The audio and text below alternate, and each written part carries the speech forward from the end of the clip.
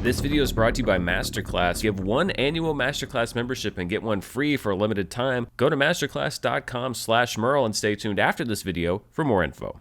Hello everybody and welcome to Breaking News with Dan in a hotel room. There's a reason that I pack a mobile setup, so it looks a little bit different, but I'm doing the best that I can. I'm literally bouncing a desk lamp into a pillow for a fill light here, but I wanted to make sure that I talked about some major potential breaking news that hit last night, and those are some huge developments in the DC universe at Warner Brothers Discovery. We knew that James Gunn and Peter Safran were taking over. Well, it seems like they may be making some major changes. Now, I wanted to let this sit for a while to see if there was any public comment or fallout from this in the immediate aftermath of the reporting that was done. As of me taping this video late on Wednesday night, there was no public comment from James Gunn, who's not shy on commenting on these things. Warner Brothers offered no comment in the coverage for this story that was reported in the media. Now, by the time this video goes live in the morning, maybe all of this stuff will be irrelevant. Such is the fate of covering entertainment news. But I also wanted to talk about it because this could be a pretty seismic shift in the comic book movie landscape. Last night, The Hollywood Reporter ran a story saying that multiple sources had told them that Wonder Woman 3,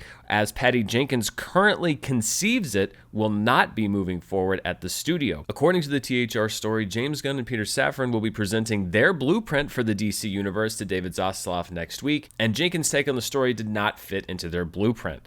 Deadline confirmed the THR report while also adding that the treatment for the film that was turned in was not the screenplay that had been expected. And just in case you don't know the difference, a treatment for a movie is not a full script. It's basically kind of a description of what the finished movie is going to be, instead of a script which has all of the dialogue, the scenes, etc. The most important thing to keep in mind here is that this is all rumor and speculation, and I've lost count of the number of times that we've had these reports come out, especially with Warner Brothers and DC and the media, that turned out to be not true or not quite what ends up happening. So don't take any of this as fact. I am treating this as rumor and speculation. I believe you should as well. The only reason that I'm really covering it here on the channel is because of the potential ramifications of what was reported.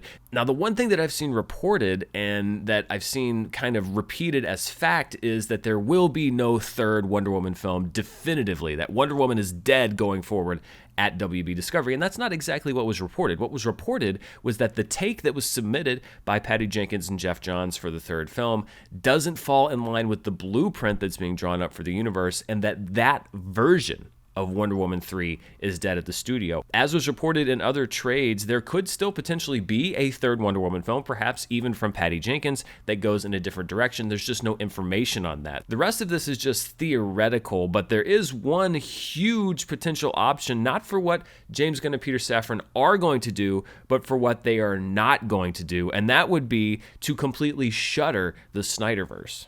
According to the THR report, one possible route being considered would mean that not only would Wonder Woman 3 not move forward at all, but development on a Man of Steel 2 would also not happen, which means that Henry Cavill would not be returning in a big blockbuster Superman movie. There would be no sequel developed for Black Adam. The Aquaman franchise would halt after the upcoming sequel, and Jason Momoa would potentially be recast in a different role in the DC universe. And there was also talk of removing some cameos from the upcoming Flash film so as not to promise a DC universe that won't end up existing. Now, according to this reporting, some movies that are not impacted by this: Shazam! Fury of the Gods, the upcoming Blue Beetle movie, and also Matt Reeves' Batman universe, which will apparently survive unscathed, at least according to these reports. What we don't know is the fate of things like Peacemaker and the Suicide Squad, obviously things that James Gunn would care passionately about, but also things that are tied into the existing DC universe.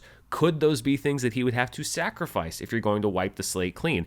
That we don't know. This is currently being treated by a lot of people as something that is happening, and I want to underscore yet again, we have no word that this is actually what the plan is going to be. There is, of course, a social media campaign that's ramping up against James Gunn, which is funny because he was the savior of the DC universe just a couple of months ago on social media, and this is largely because of these reports and speculation that the Snyderverse may be done in this plan plan that he's coming up with. But let's be honest here, the odds were very slim that James Gunn and Peter Safran were going to come back with a blueprint that was a full-scale restoration of the Snyderverse, which seems like the only thing that a lot of people would be happy with. That's just not something that was ever going to be in the cards, and it now seems even less likely, pretty much down to a 0% chance. Now, if this is true, if even half of this is true, this is just another chapter in the soap opera that has been the relationship between DC and Warner Brothers over the last decade or so, which has swung wildly from Zack Snyder to not Zack Snyder, and then kind of halfway back to Zack Snyder, and now this new plan where people thought that Henry Cavill was coming back, but now he may not be coming back and his role may be in jeopardy yet again.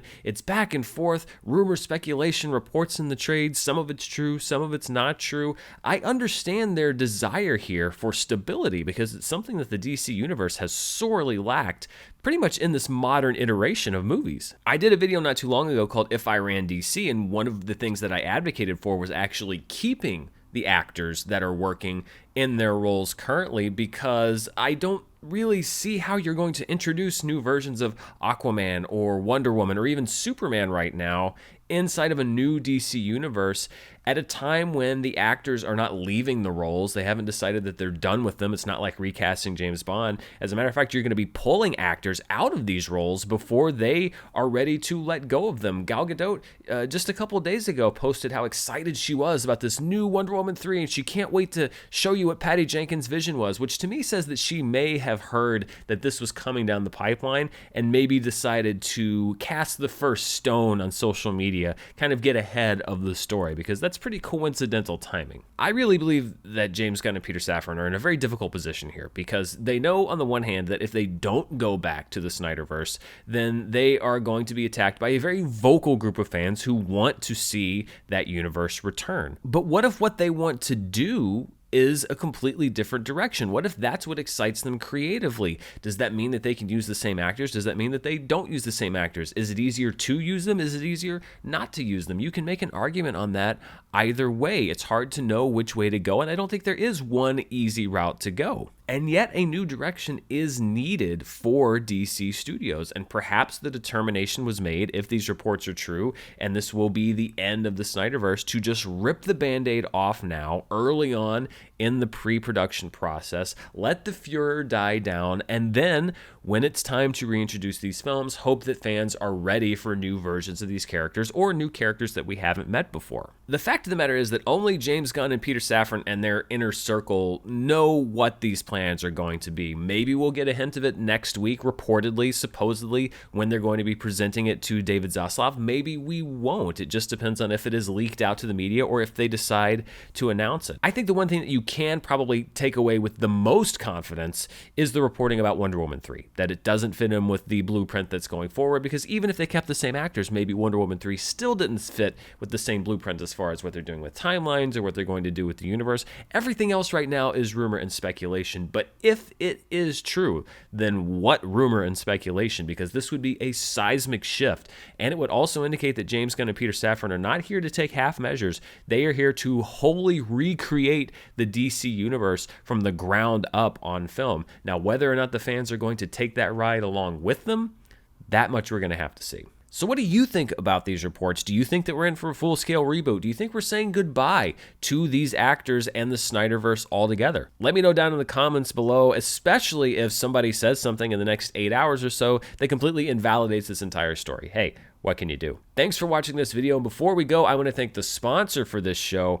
Masterclass. With Masterclass, you can dive deep into your area of interest with some of the world's best minds, anytime, anywhere, and at your own pace. Next week, we're getting the latest film from James Cameron, Avatar: The Way of Water, and on Masterclass, you can learn about filmmaking from James Cameron as he breaks down some of his game-changing movies and scenes. And there are over 180 instructors teaching classes in 11 categories, from movies with Martin Scorsese to cooking with Gordon Ramsay, and each class is segmented into clearly labeled lessons that I can consume when I can across multiple platforms.